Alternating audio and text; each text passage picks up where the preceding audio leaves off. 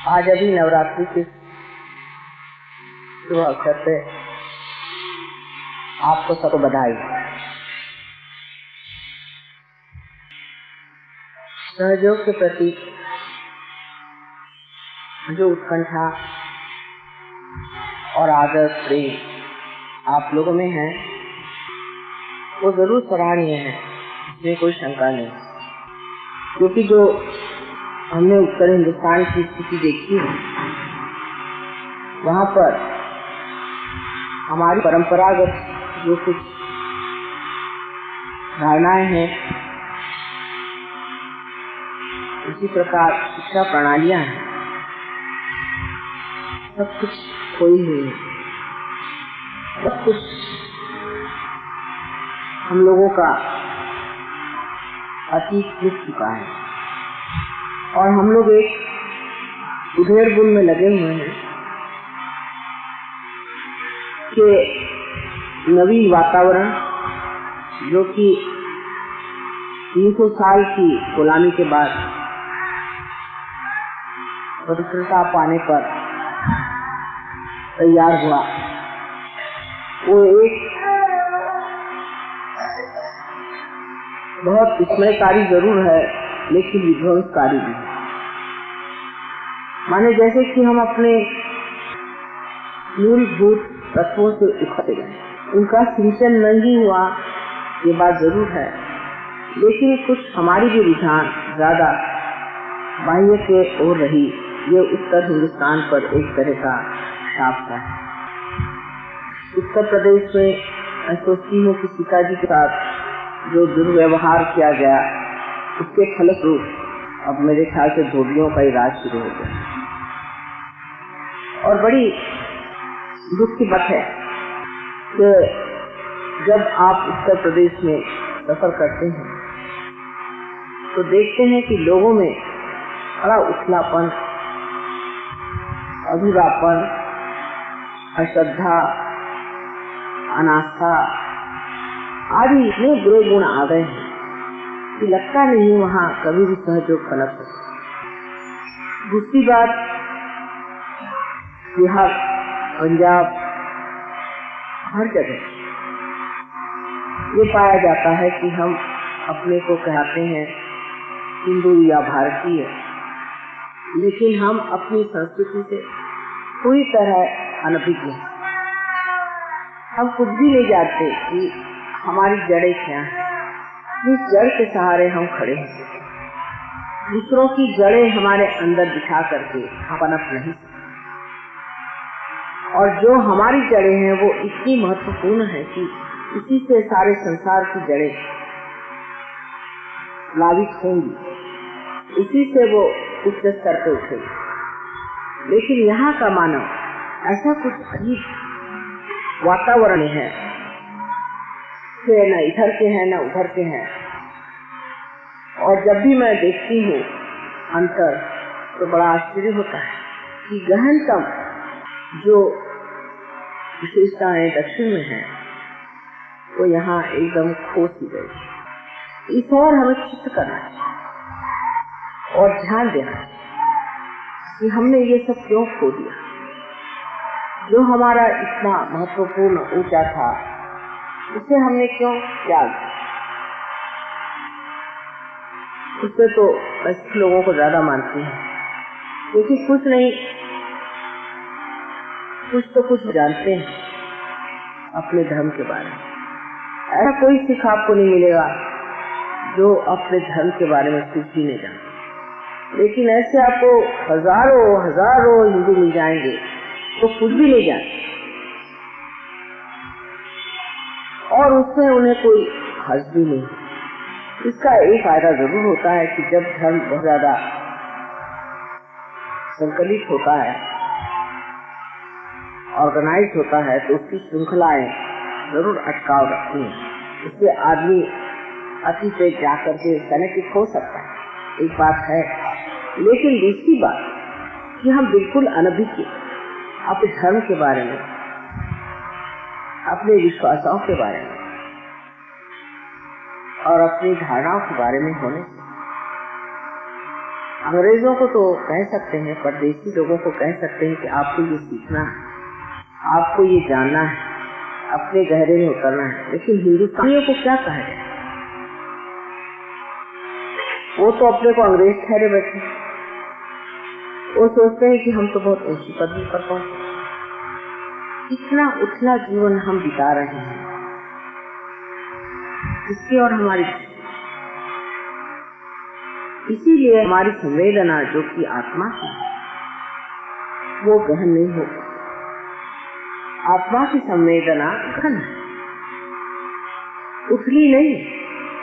जो मनुष्य उथलेपन से जीता है वो गहनता को कैसे पाएगा?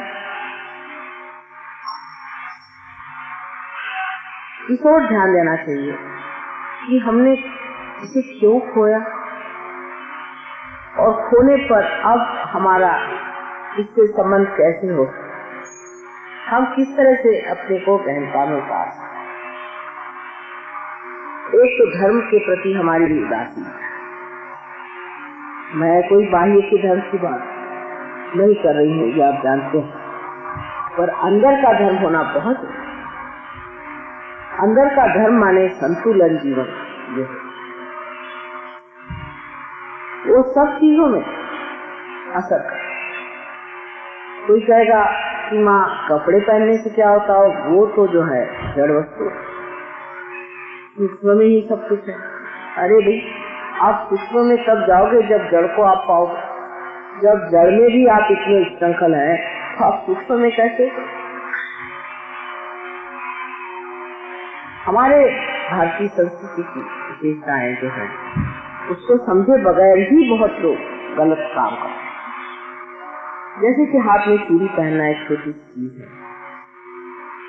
ये क्या चीज है आप जानते हैं? विशुद्धि का। विशुद्धि के क्षेत्र पे स्त्री में कंकण होना चाहिए। पुरुष भी कंकण पहले पहनते। मेरे नाक में ये शुक्र है, ये शुक्र का तारा है, ये मुझे पहनना पड़ा, लेकिन पहना नहीं था बहुत दिनों तक। लेकिन समझ गई मैं कि पहने बगैर होगा नहीं, इसलिए पहना। हर चीज हमारे संस्कृति में बहुत नाप तौल और समझ से बनाई। ये कोई किसी धर्म ने नहीं बनाई, ये दृष्टों ने बनाई है, बड़े बड़े ऋषि और मुनियों ने बनाई हुई चीजें हैं। इसको हमें समझना है। हर चीज में, हर रहन सहन में, बातचीत में, ढंग में हमें पहले भारतीय हो। जब तक हम भारतीय नहीं हैं, तब तक सहयोग आप पे बैठने नहीं वाला। क्योंकि जो परदेशी हैं, ये हर समय ये कोशिश करते हैं कि हम भारतीय लिबास में कैसे आए, भारतीय ढंग से कैसे रहें, भारतीय तरीके से कैसे उठे बैठे बोले, हर चीज ये देखते रहते हैं और सीखते रहते हैं, कोशिश करते। आज ही हमारे बहू ने एक बात कही कि जो सहयोगी हमने फॉरेन में देखे, उनकी जो आस्था और डेडिकेशन देखा, वो यहाँ के सहयोगी नहीं है। यहाँ तो बस सहयोगी सिर्फ बीमारी ठीक करने आते हैं आपके पास। तो हिंदुस्तानियों का भारतीय होना बड़ा कठिन दिखाई दे रहा है, बजाय इसके की परदेशी। एक तो बुद्धि में उनकी बड़ी शुद्धता है और बहुत चमक है। उस बुद्धि से वो समझते हैं कि जो आज तक हम लोगों ने ये अहंकार के सहारे कार्य किए हैं, उनको छोड़ देना चाहिए और सीधे सरल तरीके से जो भारतीयता हमेशा आत्मा की ओर निर्देश करती है, उसे स्वीकार कर। वो इसे समझते हैं बहुत अच्छी तरह से और गहनता से, और जिस चीज को समझते हैं और मानते हैं उसको करते हैं, क्योंकि इनमें बड़ी सब्रता आ गई। लेकिन हम लोग माँ के सामने एक बार, बाद में दूसरी बार, उसमें क्या हर्ज है, अगर इस तरह से रहा जाए उस तरह से रहा। आज मैं आपके सामने एक ही प्रस्ताव रखती हूँ, क्योंकि आप जानते हैं हमने विश्व निर्मल धर्म की स्थापना की, लेकिन विश्व धर्म जो है उसकी संस्कृति भारतीय है। संस्कृति बिल्कुल पूरी तरह से भारतीय है, उसमें कोई भी हम लव लेते जो भारत में आए उनको भारतीय जैसे रहना पड़ेगा, हमारे ढंग से रहना पड़ेगा, क्योंकि ये संस्कृति हजारों वर्षों से बनाई गई है। सोच समझ के इससे जो गलतियां उसे ठीक करके अनेक वर्षों से बिता करके इसमें से जो कुछ भी दोष है उसे निकाल करके ये संस्कृति बनाई गई। और इस संस्कृति में एक ही बात निहित है कि अपना चित्त हमेशा निरोध है। अपने चित्त का निरोध, अपने चित्त को रोकिए। आप देखिए जो दिल्ली शहर में कहीं भी जाए सबकी आंखें इधर उधर घूमती रहती है हर समय, किसी की आंख में शुद्धता नहीं पाई। यहाँ तो वासना पर लस्ट और ग्रीड है। चित्त का निरोध कर सकता है कि जब हम इस तरह से अपना भी लिबास रखें और दूसरों का भी लिबास इस प्रकार है जिसमें कि मनुष्य सौष्ठवपूर्ण हो और सुंदर न हो, लेकिन उसमें वासनामय चीजें न। जीवन के हर व्यवहार, हमारा जीवन अत्यंत सौष्ठवपूर्ण होना चाहिए। सौष्ठव का मतलब होता है सुस्या, जिसमें शुभ राय, जिससे सबका मन पवित्रता से, ऐसा स्त्री का स्वरूप पुरुष का स्वरूप होना चाहिए, उनका आचरण होना चाहिए, उनका व्यवहार है। लेकिन हम लोग जो उनकी बुरी बातें हैं पूरी तरह से, और जो उनकी अच्छी बात है उसे हम नहीं सीख पाते,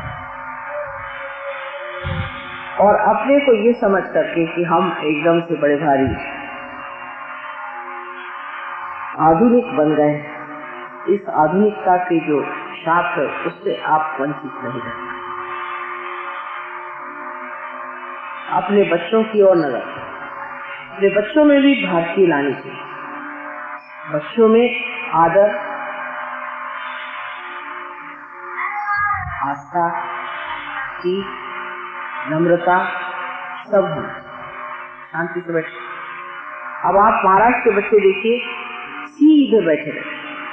मैंने कभी नहीं देखा कि बच्चे इधर उधर देख रहे हैं, ये कर रहे हैं, हंस रहे हैं, बोल रहे हैं। कभी आप देखिए ध्यान देते। और आप अंग्रेज बच्चों को देखिए तो इतना दौड़ते हैं कि उनको सबको बाहर रखा जाता है, उनकी माओं को भी बाहर रखा जाता है। तो हमें पहले जान लेना चाहिए कि क्या बात है सहयोग इतना गहरा हमारे अंदर क्यों नहीं। हमें अपनी ओर दृष्टि करके देखना चाहिए कि हम क्या स्वयं गहन है, हमारे अंदर ये गहनता आई हुई है। भारतीय संस्कृति को जरूर अपनाना होगा पूरी तरह से, और उसकी पूरी इज्जत रखते हुए। जैसे बड़ों का मान करना। हमने सुना कोई सहयोगी है अपनी माता को बहुत सताते हैं और बड़े भारी सहयोगी हैं, ये कैसे होते हैं? इसकी अधिकार होते हैं, सबका एक तरीका होता है। अगर माँ कोई ऐसी शैतान हो या भूतग्रस्त हो तो समझ में आई बात, लेकिन किसी भी माँ को सताना हमारे संस्कृति में मना। माँ बाप का अनादर करना बिल्कुल मत। भाई बहनों से दूर भागना भी बिल्कुल मना। दूसरी बात, अपने यहाँ कोई आदमी कोई भी मेहमान घर में आए, उसके लिए हम लोगों को जान दे देनी चाहिए। इसके अनेक उदाहरण हैं।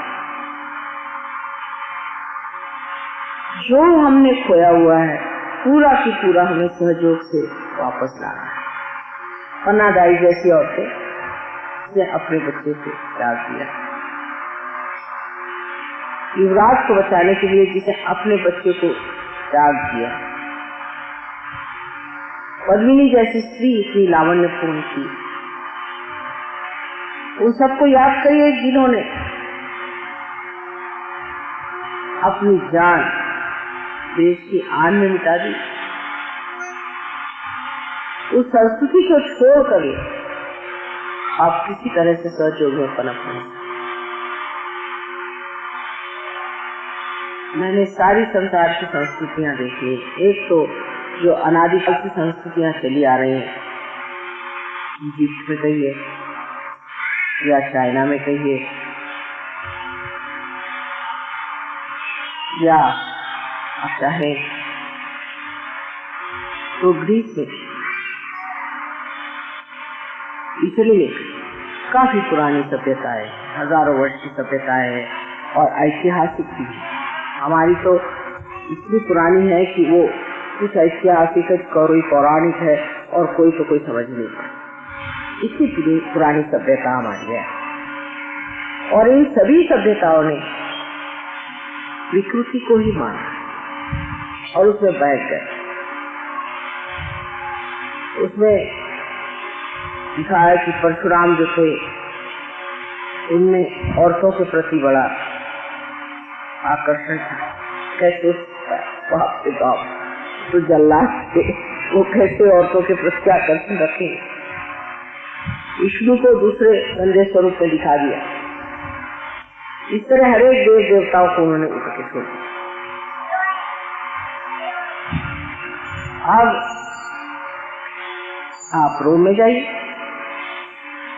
वहां संस्कृति देखिए तो रोमन के लिए तो लोग कहते हैं कि जहां ये गए वहां ही सत्यानाश, राक्षसी प्रवृत्ति से। इजिप्ट में जाइए तो सारी भूत विद्या, चाइना में जाइए तो थोड़ा सा आपको हिंदुस्तान का मिलता है, पर जो भी उनकी संस्कृति है वो हिंदुस्तान की संस्कृति पे ही बची है।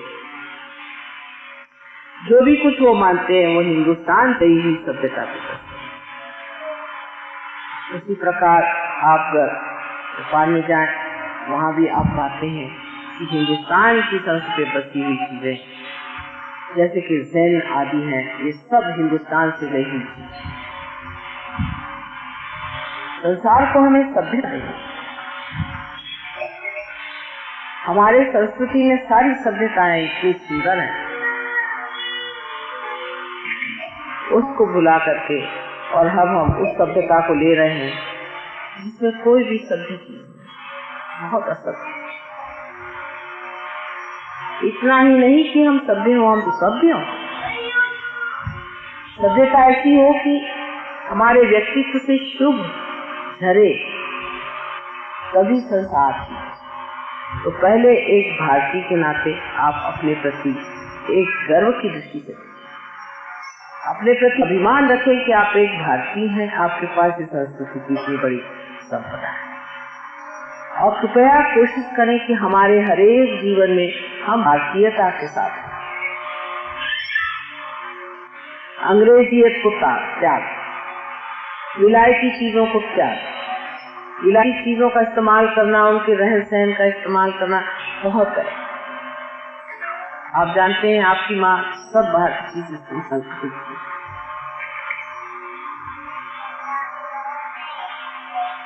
क्रीम तक वो भारतीय लगाएगी, साबुन भारतीय रहेगा, सब चीज भारतीय होना है, चाहे इंग्लैंड में रहे चाहे दुनिया में कहीं भी रहे।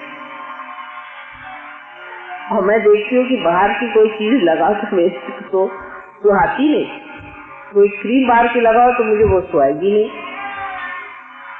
मुझे सुहाता नहीं।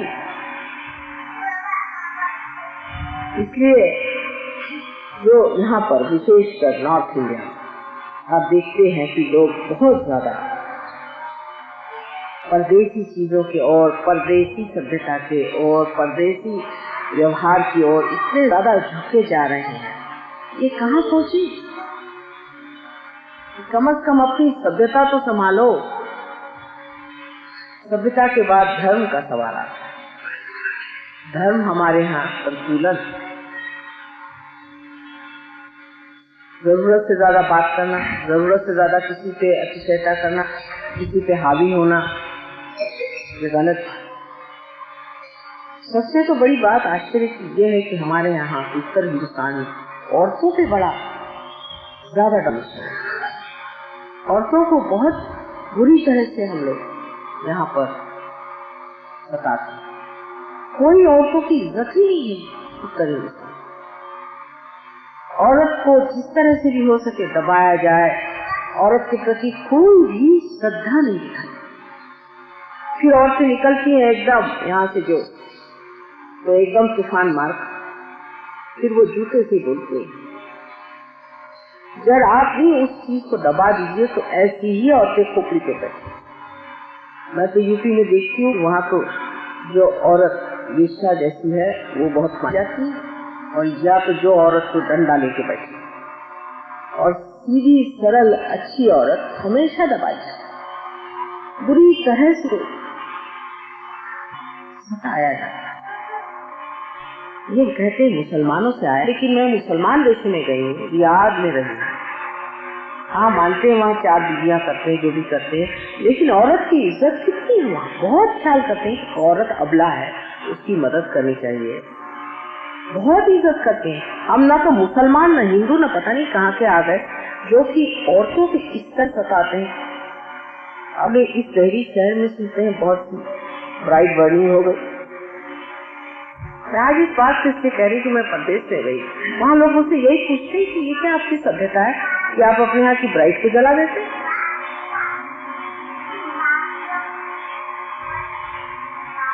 आप कायदा पास करो, कायदा कराओ, क्या हम लोग अंदर से कायदा नहीं रख सकते? औरत से हम इज्जत नहीं कर सकते, औरत से हम बिगड़ते हैं, औरत से क्रोध करना पाप। आपको क्या अधिकार है कि आप औरत से क्रोध करें? वो आपके बच्चों की माँ है। औरतों को जरूर चाहिए कि वो भी चरित्रवान हो और वो भी पूजनीय रहे। अगर औरत पूजनीय नहीं है तो भी उस क्रोध करने से फायदा क्या? लेकिन अगर पुरुष पूजनीय नहीं है तो भी वो क्रोध कर सकता है, और वो अगर महादुष्ट हो, अगर उसे किसी और चीज से लगाव होता तो भी वो ऐसा कर सकता है। ये भारतीय संस्कृति नहीं है। इस देश में इतनी बड़ी बड़ी महान औरतें हो गई हैं जो पितों के साथ बैठ करके वाद विवाद किया, वो सब कुछ खो गया। या तो अब कोई राक्षसी प्रकृति की स्त्री आ जाए, उसके सामने आप झुक जाएंगे, और या तो कोई बिल्कुल ही गिरी हुई औरत हो तो उसके आगे आप दौड़ेंगे। ये क्या पुरुषार्थ? अब रही औरतों की बात कि वो भी और औरतों को देखा देखी उस तरह से रहने लग जाती है जिधर औरतों की नजर जाती है। जैसे आदमी लोग औरतों के और दिखते हैं उधर ही उनकी नजर जाती है। जैसी ये औरतें इस तरह का कपड़ा पहनती हैं, इस तरह से घूमती फिरती हैं, इस तरह से बातचीत करती हैं, इनका ढंग जैसा बिल्कुल छिछोरा है, उस ढंग से औरतें भी अपने को बनाना शुरू कर देती। क्योंकि औरत में व्यक्तित्व ही नहीं है, उसको दबा दबा के मार डाला। वो सोचती थी इसी बहाने खुश हो जाए आदमी। मैं तो इसमें दोषी पुरुषों को समझूंगी हर हालत में, क्योंकि पुरुष औरत को जब बढ़ावा दे और उसकी महानता बढ़ाए तभी औरत बढ़ती है। इस देश इसका ये कभी भी मतलब नहीं कि औरत आदमी के आगे बोले, इसका मतलब नहीं। औरत को सम्मान के साथ अपने पति के साथ उसकी हर इच्छा को पूर्ण करना, उसको खुश हो जाता। औरत धरा जैसे, उसके पास अनंत शक्ति, धरा जैसे उसको को प्लावित करना। लेकिन अगर आप हर समय धरा को खींचते रहे तो एक दिन अंदर से वाला मुक्त निकल आता है। ये भी समझ लेना चाहिए।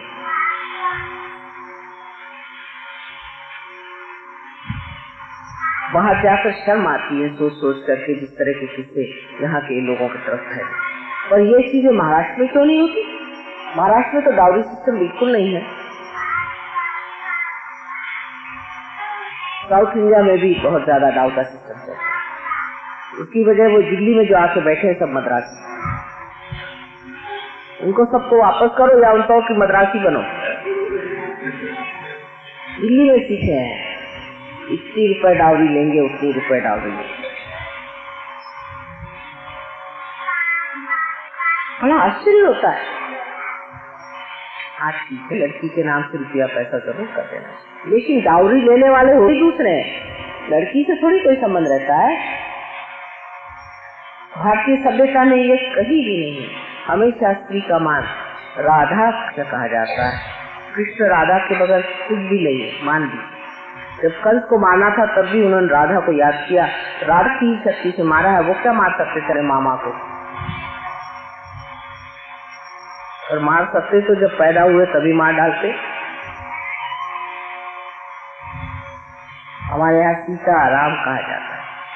हमारी संस्कृति में सब चीजें इतनी सुंदर सुंदर हैं कि उसको अगर बारीकी से देखा जाए तो मनुष्य समझ सकता है कि सुंदरता क्या है। लेकिन ज्यादातर भारतीय संस्कृति के बारे में लिखने वाले ऐसे लिखते हैं जैसे कि बैंक में कहाँ छेद हो, उसका अनुभव कि इसमें ये खराबी है वो खराबी। कोई ये बात नहीं लिखता है कि कितनी बड़ी भारी बैंक है।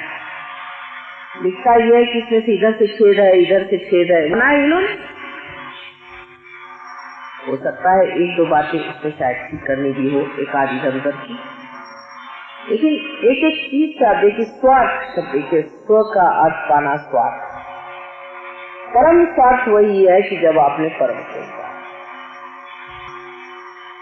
और मैं देखती हूँ कि जो लोग परदेश में भी लोग हैं, वो जब हमारी औरतों को देखते हैं कि हम उनके जैसे कपड़े पहन के घूमते हैं, उनकी जैसे बातचीत करते हैं, उनको जरा भी इज्जत नहीं। और जो और अपनी भारतीयता पे खड़ी है उसकी बड़ी इज्जत होती है, बड़ी इज्जत होती। मैं जब एक बार जापान गई थी 1960, बहुत साल पहले की बात, तो हर जगह जाए तो बड़ा हमारा मान पान है। और जब हम शिकामा नाम के एक बंदरगाह पे पहुंचे तो हजारों लोगों की भीड़ वहां पर। मैंने कहा ये कौन आए? सब लोग कहा, कहने आपको देखना है। मुझे क्यों? क्योंकि उनके पास खबर पहुंची कि बिल्कुल पूरी भारतीय स्त्री यहाँ पर आई और उसको देखने से पता हो जाएगा कि बुद्ध की माँ कैसी। और सब वहाँ खड़े तरस गए देखने के लिए भारतीय को।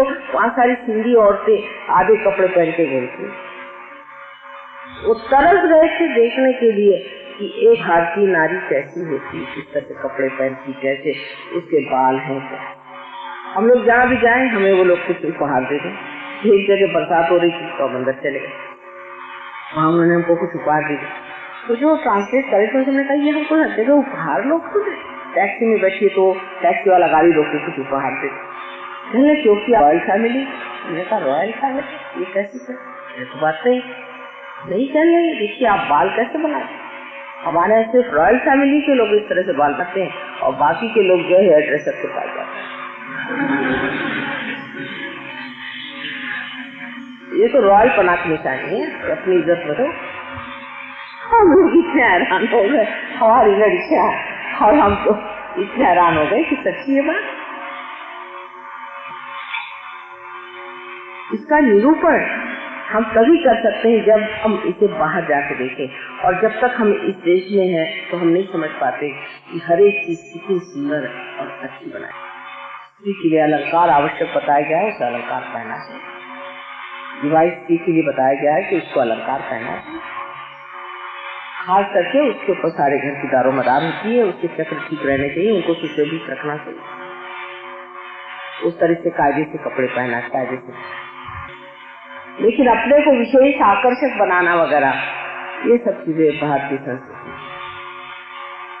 कोई भी स्त्री भारत में अपने को आकर्षक बनाने के लिए नहीं पहनती है, पर हर एक समय समय पर जो ओकेजन होता है उसके अनुसार वो अपने को इसलिए सजाती है और इसलिए कपड़े से पहनती है कि जो वो अवसर है वो और भी सुंदर हो। जैसे महाराष्ट्र में आप देखिए, अगर हमारी पूजा हो रही तो नाक की नथ पहनेगी, यहाँ का पहनेगी, यहाँ का पहनेगी, ड्रेस सारी जो होगी वो पहन जाए। यहाँ तक कि एयरपोर्ट पे जब हमें लेने आएंगी तो सब पहन। तो मैंने कहा ये सब एयरपोर्ट पे पहन के हम देवी को आए, देवी ला जाते। मैंने देवी के मंदिर में जाना है, देवी को देखना है तो क्या ऐसे देखें? दिखाना चाहिए कि हम कितने खुश हैं, कितने सुख में हैं। तो यार शहरी हमारी जो औरतें हैं महाराष्ट्र में, वो भी अपने खासकर दिल्ली से सुंदर हो गया, उनके नखरे ले ली। तो दिल्ली से बहुत लोग प्रभावित। इसलिए मैं सोचती हूँ कि आप लोगों को पूरा समझा कि भारतीय संस्कृति की एक एक चीज को आप समझे, उसके बारे में पढ़ें, देवी महात्मा को पढ़ें, देवी के एक श्रृंगार को पढ़ें, उसके एक एक तरीके को पढ़ें। स्त्री की कल्पना ये समझना चाहिए कि हर एक स्त्री एक गृहलक्ष्मी घर में सम्मान रखना,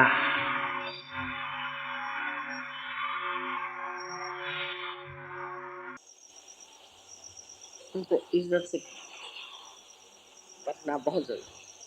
उसकी बड़ी मुझे हैरानी होती कि इस हिंदुस्तान में लोग अपनी पत्नी को इतना नहीं मानते जितने अपनी लड़कियों को मानते। तो समझ नहीं आते, बिल्कुल मुसलमानी पद्धति। लड़की को मानना और बीवी को नहीं मानना, ये बड़ी अजीब सी बात है। लड़की तो कल ब्याह होकर चली जाए और बीवी तो जिंदगी भर के लिए आपकी अपनी। ये कुछ समझ में बात आती है।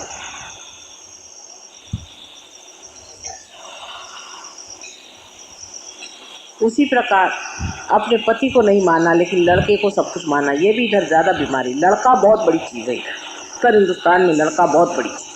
किसी के लड़का न हो गया कि क्या उसके घर में हाथी आ गया।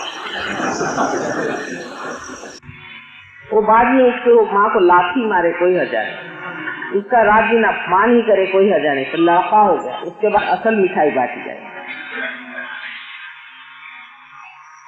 शुरू से ही स्त्री के प्रति ऐसी निंदनीय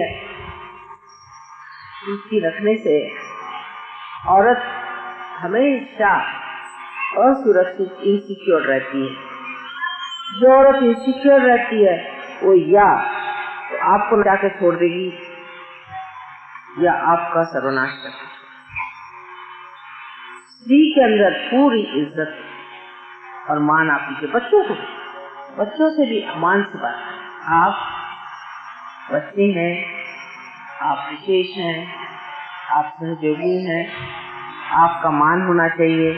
आप बड़े जैसे बैठे, आप सहयोगियों जैसे बैठिए।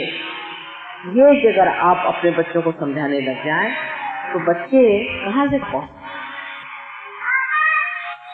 लेकिन ये बात बहुत कम पाई जाती। ज्यादातर लोग बच्चों को झड़कते ही रहते हैं, उनके अंदर कोई इज्जत की भावना नहीं आती। जब उनके अंदर इज्जत की भावना नहीं आती है तो बच्चे उसी तरह से बर्ताव करें जैसे आपके नौकर लोग बर्ताव करें। मैं तो कहती हूँ नौकरों को तक हम लोगों को एक इज्जत से बाकायदा जैसे कुटुंब पद्धति हमारे यहाँ है उसको संभालते, सारे कुटुंब को संभाल के सबको प्यार दे करके आप ही न बात करें। इस तरह से कि बहुत सी औरतों की भी आदत होती है, मैंने देखा कि हमें तो ये चीज पसंद है,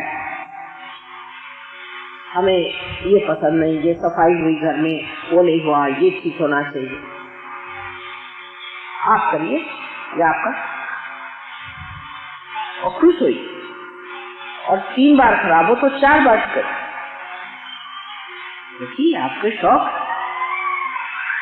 खाना बनाने का शौक होना चाहिए, हर चीज का शौक होना चाहिए औरत, और दूसरों के लिए करने की शक्ति होनी चाहिए।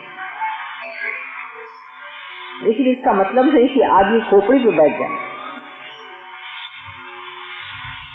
वो इस चीज की इज्जत करे और सोचे। इंग्लैंड में हर आदमी बर्तन मांजता है, हर आदमी, सिवाय हमारे घर। और वो तो अगर आप कह दे कि आप बर्तन मांझे तो गए कल बर्तन ही टूट जाएंगे। वो जरूर मांझेंगे जब गुस्सा चढ़े, लेकिन वो अगर बर्तन मांझने बैठ जाए तो गए काम। सबसे बड़ा अहंकार ये है कि मैं पुरुष तो श्री कृष्ण के सिवा मैं तो किसी को नहीं देख पाया। जो करने वाला है वही है और भोगने वाले भी वही है। पुरुष और प्रकृति जो है सो है। हम अपने को बेकार इन पुरुष समझ करके बड़ा भारी आकार हमारे अंदर ही है। हम सब माँ के बेटे। इस अहंकार से आप लोग छुट्टी पाइए, बहुत ज्यादा है अभी भी, सहयोग में भी बहुत।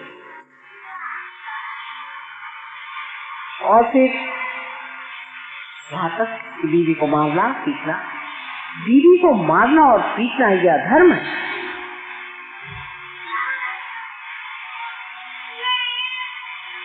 कि बीवी पीटे तो बिल्कुल अधर्म हो जाता है। ये होती है, ऐसे भी हमने देखी। समझदारी की बात यह है कि हम दोनों एक रथ के दो पहिए हैं, एक लेफ्ट में है एक राइट में।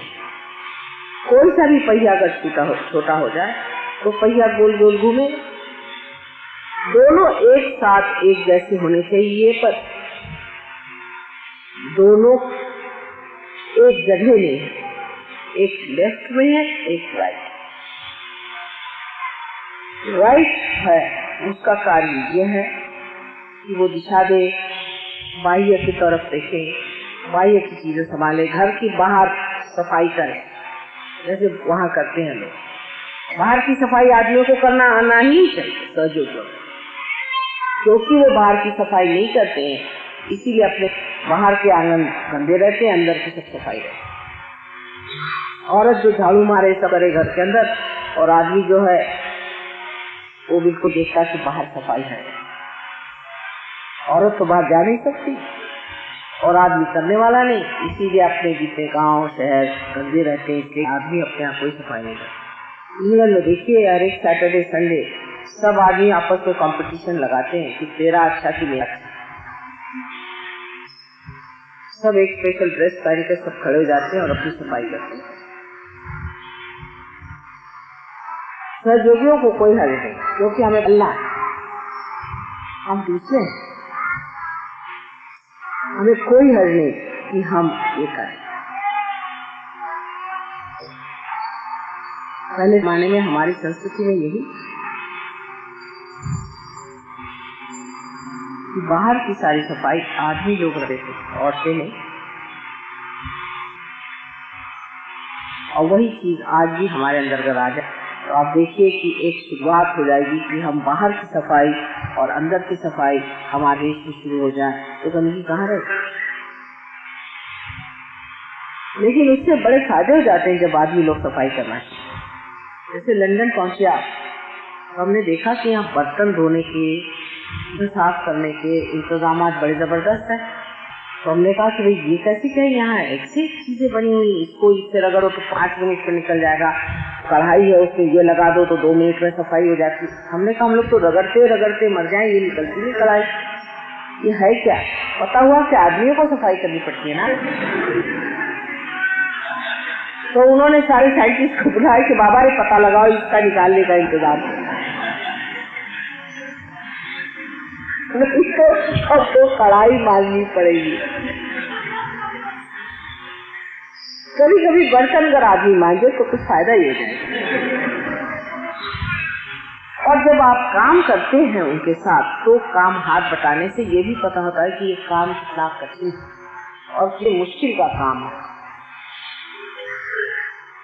तो अपने प्रति एक तरह की धारणाएं ना लेने से कोई बड़ा नहीं होता। और मैंने तो मुझे आश्चर्य होता है कि सब सहयोगी नहीं जो आती भी हैं तो उससे कहती माँ हमारी शादी बाहर ही करा दो तो अच्छा। तो मैंने कहा क्यों? कहले हमें सहयोगी नहीं होकर अब डंडे नहीं खाने। आप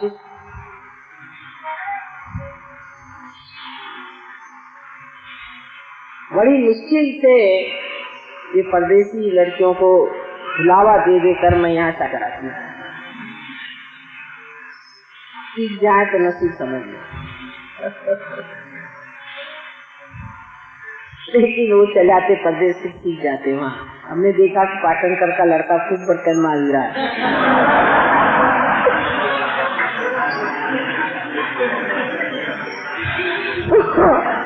तो हमने कहा कि वही कैसे क्या सीख गए? पहले यहाँ सभी सीख जाते हैं।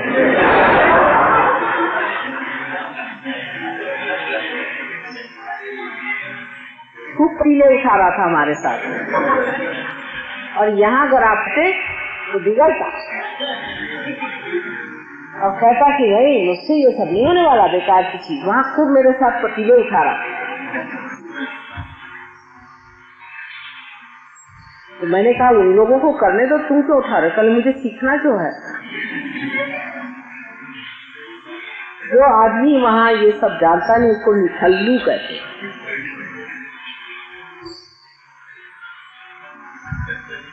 उन लोगों को ये चीज जरूर हमें सीखनी है। वासुदेवा तो सीख के जाना चाहिए। हाँ वासुदेवा, अरे भाई सीख के जाओ, समझ रहे हो? जरूर सीख के जाना, रास्ता बताने। हाँ बिल्कुल, नहीं तो बड़ी गड़बड़ हो जाएगी। नसीब से भाई हमारे यहाँ ये प्रश्न नहीं, क्योंकि हमें 3 सर्वंट चलाओ तो भगवान की कृपा से हमारे घर वाले तो कभी नहीं कर सकते, हमने उनको खराब कर रखा। लेकिन तो भी मैं कहती हूँ कि कोशिश करते, उनको जरा लगता है कि भी देखो सब लोग करे हम नहीं करे, वो क्या कहें, कोशिश करते। इसलिए जो जो वहाँ जा रहे हैं कृपया सब सीखें।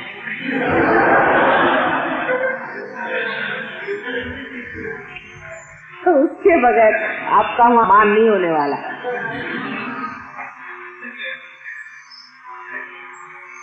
तो ये चीजें हम लोग इस से ले आते हैं कि आनंद का स्रोत आत्मा, और उस आनंद को हमने पाया और वो हमारे रग रग में से बहना चाहिए, हमारे जीवन से बहना चाहिए, हमारे हर व्यवहार से बहना चाहिए। उसके लिए क्या करना चाहिए?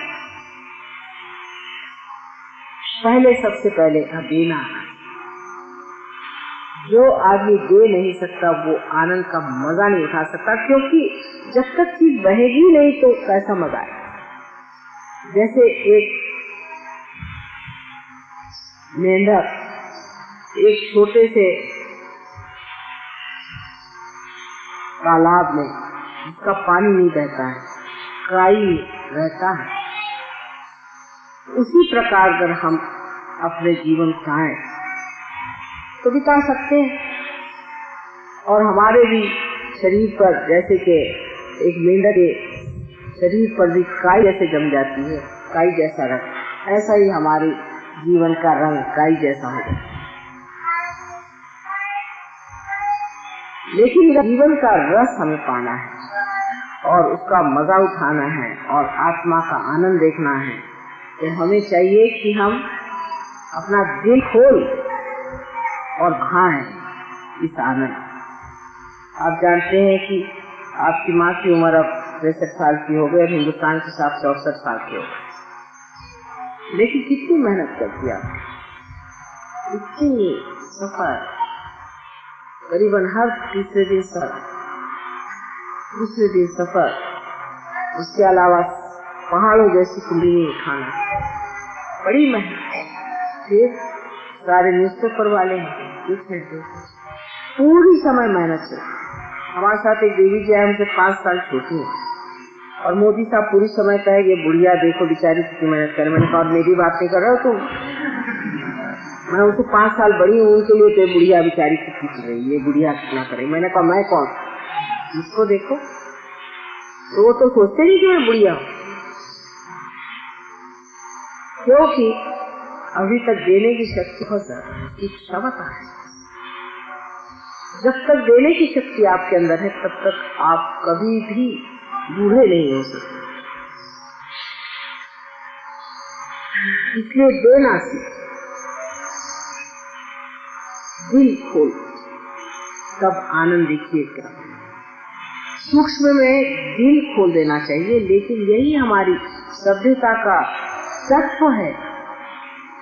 लोग जितने अपने यहाँ लोग हो गए, बड़े बड़े इनके आख्यान आपने सुने, जैसे हरिश्चंद्र है, या बेटे की आपने बात सुनी होगी, ये जो कुछ भी आपने पढ़ा है इसमें ऐसे ही लोगों की महानता बताई है जो दिल खोल करके देखे, वही आप है।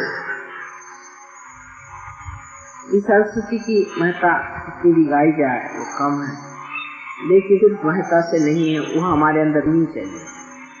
हमारे अंदर उसका पूरा प्रवेश होना है, उसके अंग अंग में हमें मजा आना और हमें से खुश होना। अभी भी जहाँ ये संस्कृति है वहाँ बड़ा मजा आता है। एक बार हम गए थे राहुरी के पास, तो वहाँ के बहुत इंजीनियर थे बेचारे, कोई खास तनख्वाह नहीं, छोटे छोटे घर, उनमें की एक छोटी सी वो आई, कहने माँ कल आप लोग हमारे यहाँ ब्रेकफास्ट पे आए। हमने कहा क्या कर रहे हो, 30 आदमी है हम लोग, कहाँ करोगे, हाँ पाना एक बार मान जाओ, हमें बड़ी खुशी। मेरी बड़ा फोर्स है, भाई क्या करते हो, 30 आदमियों का ब्रेकफास्ट कैसे बनाओ तुम और हम। मुझे पहुंचे तो हम मंडप बनाया हुआ है, सब लोगों ने मिल करके रात को 3 बजे से खाना बनाया और खुश, इतना बढ़िया उन्होंने ब्रेकफास्ट खिलाया कि मुझे भूलता ही नहीं।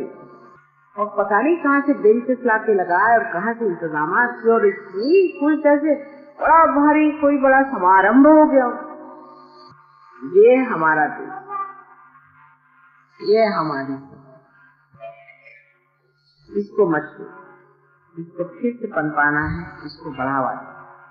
हमारा संगीत, हमारी कलाएं, हमारा जो कुछ भी है बड़ा गहन है, उसको समझिए कैसे। उसकी गहनता में चाहूंगी कि आप लोगों से जितना बन पड़े आप हमारे संगीत के बारे में, कला के बारे में जानने का प्रयत्न। जो अपनी कला को नहीं जानते, अपने संगीत को नहीं जानते, अपनी भारत माता को नहीं जानते, वो इस माता को कैसे प्यार करते। इसीलिए तो हम झगड़ेबाजी करते हैं। आज सिर्फ आपसे बातचीत करने की कर दी, और मैं चाहती हूँ कि अगले समय में आप लोग ये समझे कि हमारे क्या क्या त्योहार होते हैं, उन त्योहार में क्या क्या होता है। हमारे यहाँ छोटी छोटी दवाइयाँ हैं जो कि बहुत साल चली आ रही, छोटी छोटी बातचीत है, जैसे केला खाया उसके बाद चना खाओ या कोई चीज खाओ, उसके बाद पानी, धूप में से आए आप पानी मत। आजकल लोग सब दुकान में बीमार हो जाते हैं, वजह क्या है, ये छोटी छोटी नियम जीवन के जो बनाए हुए हैं समझदारी के, वो हम नहीं पाते। इसमें क्या हो गया कि आप अस्पताल में जाएंगे और क्या होगा। अब जैसे अंगूर दिया इन्होंने, समझ, अब पहले हमने अंगूर खा लिया, उसके बाद हम लिमका नहीं पी, आप तो पी लिया, हमने कहा चलो क्या कर, हमारी बात और। लेकिन आप लोगों को नहीं, फल खाने के बाद पानी पी लिया, आइसक्रीम खाने के बाद कॉफी पी ली,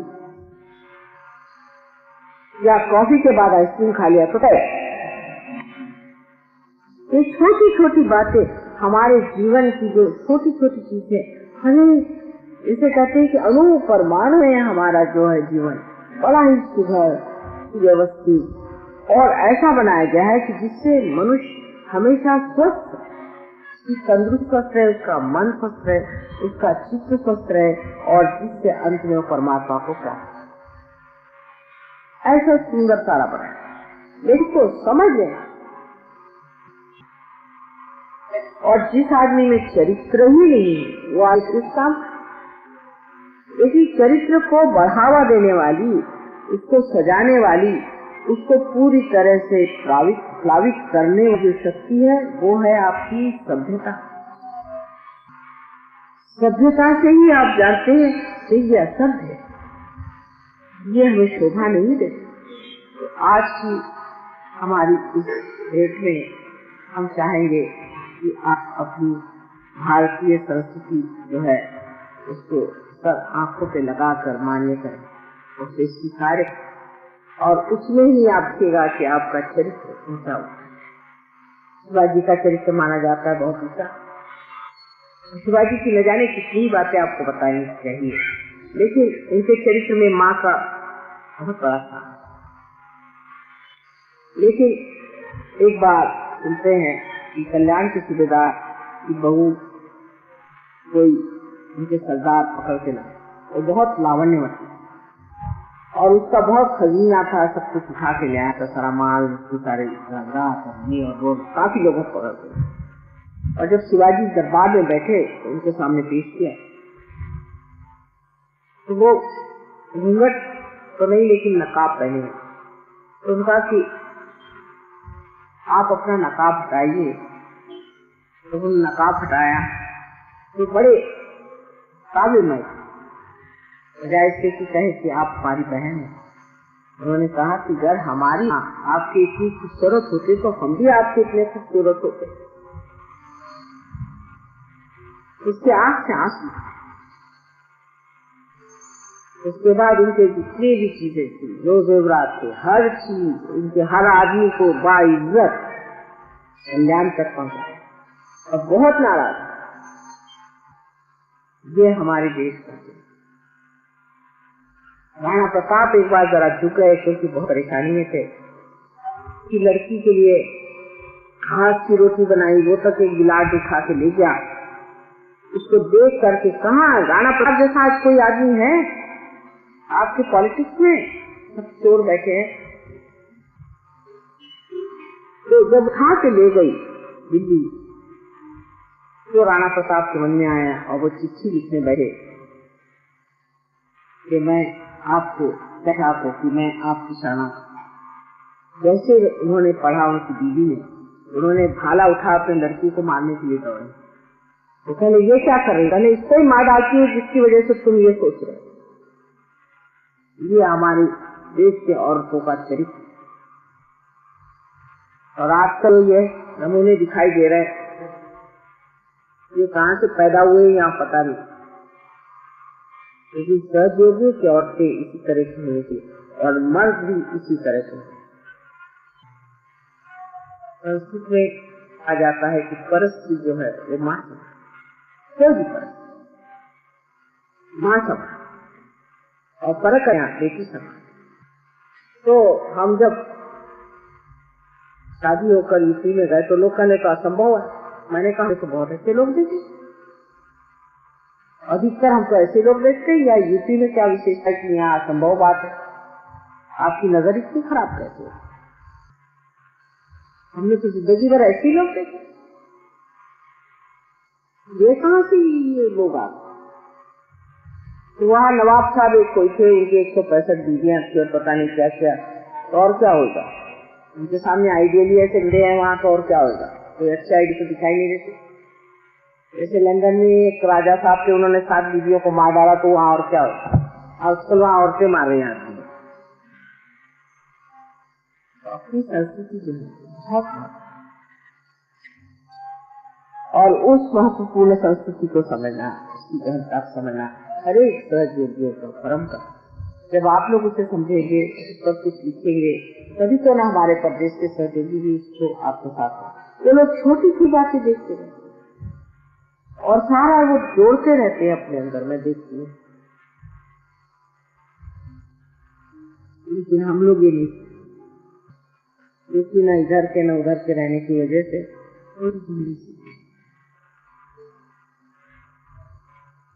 आशा है अगली बार मैं आऊं तो आप लोग आनंद से आत्मा का प्रकाश शब्द फैलाते हैं। मेरी यही इच्छा है कि जो कुछ मेरे अंदर है सब मेरे बच्चे का सब, और उसी प्रकार दे जिस प्रकार मैं दे, उसी से, उसी शुद्ध भावना, उसी प्रेम के साथ सबको ये बांटते हैं। यही मैं चाहता। लेकिन वो पानी में घोल के दीजिए जिसमें दांत मरने लगा। पानी में घोल के दी हुई चीनी बच्चों के लिए बहुत जरूरी। डॉक्टरों का इस मामले में मत सुनो। वो तो जनरल चलाते कि अब चीनी मत खाओ। सब लोग चीनी नहीं खा रहे, नमक नहीं खाओ, सब लोग नमक नहीं खा रहे। भाई जिसको जिस चीज की जरूरत है वो खाओ। बच्चों को चीनी की जरूरत बहुत है, उनको आप चीनी दीजिए, लेकिन ऐसी चीनी न दीजिए जो दांत में वो खाएं या जिस तरह की, पक्षी जो कि पेट में चले। दूसरे ये कि गर्मियों के दिनों में कोकम नाम का एक फल आता है, महाराष्ट्र इसमें मिलेगा। इसको भिगो लिया रात, इसको दूसरे दिन चाहे तो थोड़ा उबाल लिया, उसका रस निकाल के उसमें चीनी डाल करके और उसको रख लीजिए। दिन भर बच्चे को पीजिए। अगर जॉन्डिस जैसी बीमारी जाए तो मूली के पत्ते को, छोटी छोटी जो पत्तियां होती हैं उनको उबाल लीजिए। कोमल जिसको कहना चाहिए अभी अभी नमकीन, उनको उबाल करके उसमें खड़ी शक्कर मिला करके या चीनी जो वाइब्रेटेड हो मिला करके बच्चे को दीजिए और कोई पानी न दे। 1 दिन के अंदर बच्चे का जॉन्डिस ठीक है। और गर्मियों में मूली का रस कर दे सके तो बहुत ही अच्छा है। मूली खूब खाने को दीजिए बच्चों, बच्चों के लिए नींद बहुत फायदे की चीज, और उनको ऐसी ऐसी चीजें दीजिए जिससे कि उन पे बहुत ज्यादा फैट नहीं। हमारे यहाँ तली हुई चीज बच्चों को दे देते, कुछ सोचते नहीं, तली हुई चीज बिल्कुल नहीं देना। और दूसरा, यहाँ पर एक लीफ-62 भी अच्छी दवा मिलती है, वो अगर शुरू करें तो 1 साल के अंदर वो भी चल सकती है। लेकिन वो बनती है एक चीज जिसको हम कहते हैं मराठी में एरोनिया, हमारा हिंदी में पता नहीं क्या कहते हैं, छोटी छोटी काली काली चीज है इतनी बड़ी बड़ी, जो बेर के साथ मिलती है, एरोनिया करते। इतनी छोटी चीज हमारे नागपुर में बहुत होती है। नागपुर में किसी को लीवर के ट्रबल नहीं होते, सब बच्चे खाते हैं।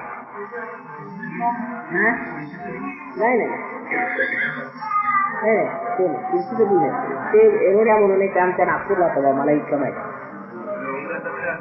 नाही। लहान हो, अगदी लहान बारीक असतं, एवढं काळं काळं, म्हणजे असतं ते चिरौंजी के दाने होते ना, उसके ऊपर का जो होता है चिरौंजी दाने के ऊपर का, उसी जैसे छोटी चिरौंजी वो भी चल जाए। और जब जाल पड़े तो सोंठ थोड़ी सी पीस करके उसमें चीनी मिला करके सवेरे दें बच्चे, काढ़ा पड़े, और गर्मी में ये चीज। दूसरी चीज ये गन्ने का रस, जितना बड़ा पी सके उतनी चीज अच्छी है। गन्ने का रस, इसमें अदरक डाल, नींबू, ये सब फायदा कर। और बच्चों को ज्यादातर ये कर रहे वो कर रहे ऐसे नहीं करना चाहिए, सवेरे उठो जल्दी चलो ये करो, ऐसे नहीं करना चाहिए। इससे इनकी जिसको आप लोग स्त्री कहते हैं, स्क्रीन खराब हो जाती है, और इसी से ब्लड कैंसर होता है। हेक्टिक लाइफ को लीड करता है, उसको ब्लड कैंसर होता है। हेक्टिक में बच्चों को बनाना चाहिए, बच्चों को बहुत शांतिपूर्वक रखना चाहिए, समझे ना। अब लीवर का रखना, आपको खुद लीवर है, आपको खुद लीवर की ट्रबल है, सारा मुंह पे जो है बच्चे तो आया, तब लीवर है। माने आपको बचपन में खूब तल के पूरियां खिलाए, पूरी खाना, पराठा खाना, ये सब गंदी चीजें, और वो रख के रात में फिर बासी खाना, ये भी एक शौक है। पराठे तो बिल्कुल बंद कर दीजिए आप लोग।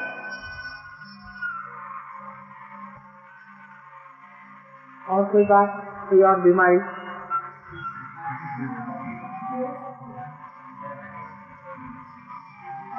काय झालंय ना,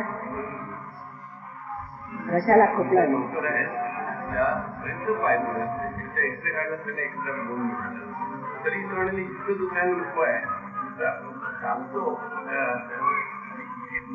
अहो त्याला व्हायब्रेशनची सवय होती, किती व्हायब्रेशन त्या डॉक्टर. माझा फोटो घ्या, फोटोकडे उजवा हात आणि डावा हात तिथे ठेवला, झालं की सरकून जाईल, झालं. तुम्ही व्हायब्रेशन वापरा. हा कस काय? हाँ लेफ्ट है ना, यही तो है. ये गुरु जो पूजले त्याचा त्रास उडाला आहे. मडकाळना 7 लिंबू 7 घेतले काढलं पाहिजे बाबा. गावात फोटोकडे दिवा ठेवायचा, कळलं का? और भी बात है, चलिए अब हम जाएं. अच्छा तो वो आप लेते आइएगा, तो जब आपने इतना रुपया खर्च किया है तो हिसाब हम कर लेंगे. फिर आप एक चीज को मान्य करेंगे.